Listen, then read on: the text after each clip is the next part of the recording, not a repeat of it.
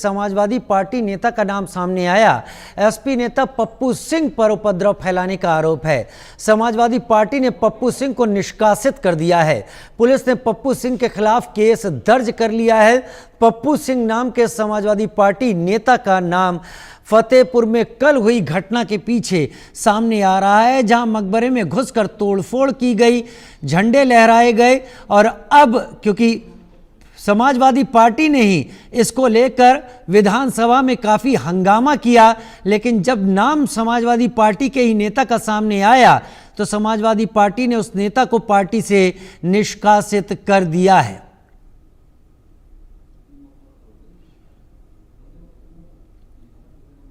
तस्वीरें थोड़े शब्दों की बात नहीं करती, तस्वीरें अपने आप में विस्तार लिए हुए हैं।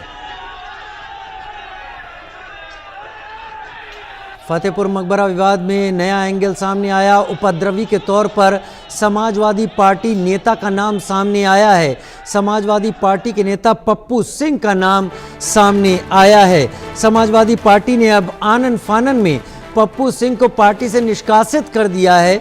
पप्पू सिंह पर उपद्रव फैलाने का आरोप है, लेकिन इससे पहले समाजवादी पार्टी ही इस पूरे उपद्रव को लेकर उत्तर प्रदेश में हंगामा कर रही थी, विधानसभा में इस पर चर्चा की मांग करते हुए।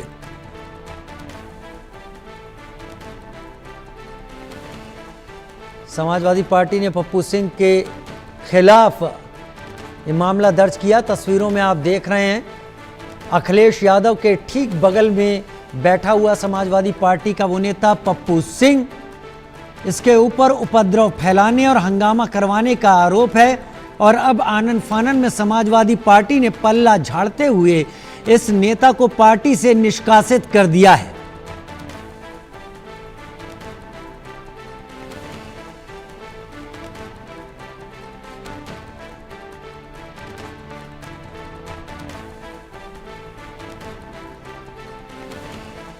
तस्वीरें आप टीवी स्क्रीन पर देख रहे हैं। सालों पुराना मकबरा था जिसके ऊपर जाकर कल तोड़फोड़ की गई, उपद्रव किया गया।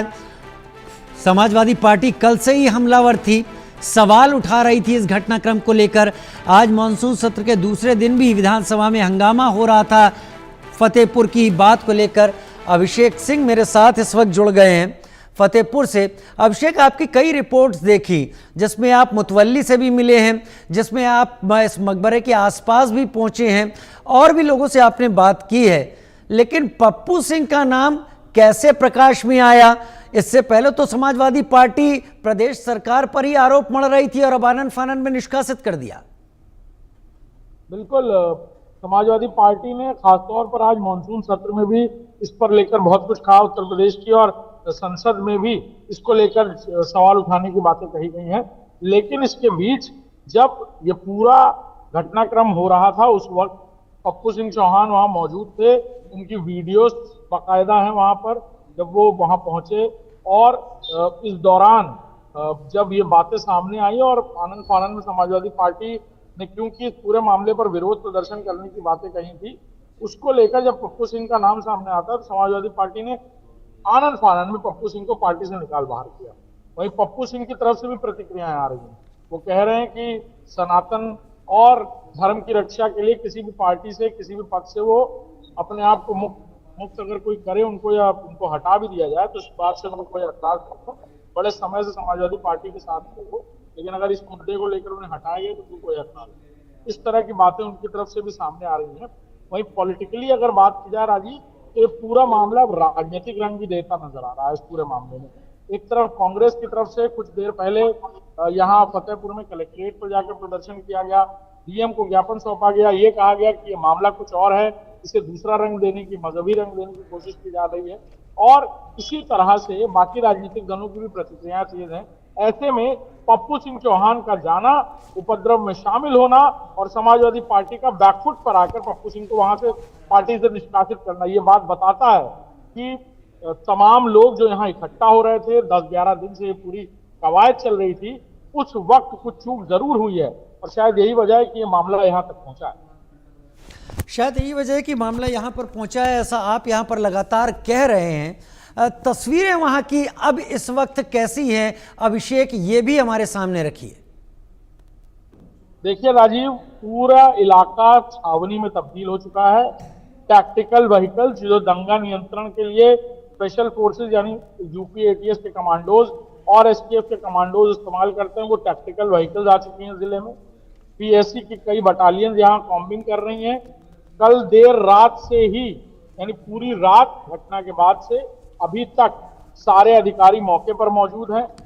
आईजी रैंक के, एडीजी रैंक के ऑफिसर्स मौके पर पहुंच रहे हैं, मंडलायुक्त पहुंच रहे हैं, कप्तान यानी एसएसपी और एसपी और डीएम खुद मौके पर पहुंच कर एक एक चीज को बहुत माइन्यूटली ऑब्जर्व कर रहे हैं।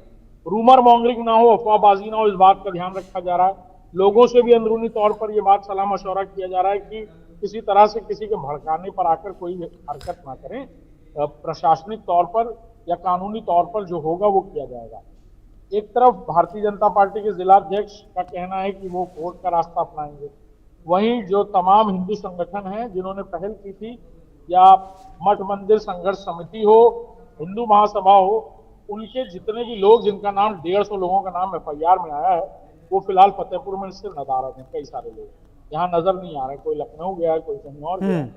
और अब ये कोर्ट का मामला, कोर्ट तक ये बात कब तक जाती है, कोई सिविल सूट, क्योंकि एक सिविल सूट जो हमें जानकारी हुई पहले से फाइल है इस पूरे मामले में कुछ सालों पहले, और उसके बाद क्या इस पूरे मामले को लेकर कोर्ट कोई जाता है, सर्वे की मांग करता है, ये सारी बातें हैं जो आने वाले वक्त में साफ। एक बार आपसे और संपर्क करेंगे आगे ज्यादा जानकारी के लिए, लेकिन फिलहाल आपने फतेहपुर में लोगों से जो बात की है, हम उसका रुख कर लेते हैं। लोगों का फतेहपुर में क्या कहना है? फतेहपुर में मकबरे पर हुए विवाद के बाद कलेक्ट्रेट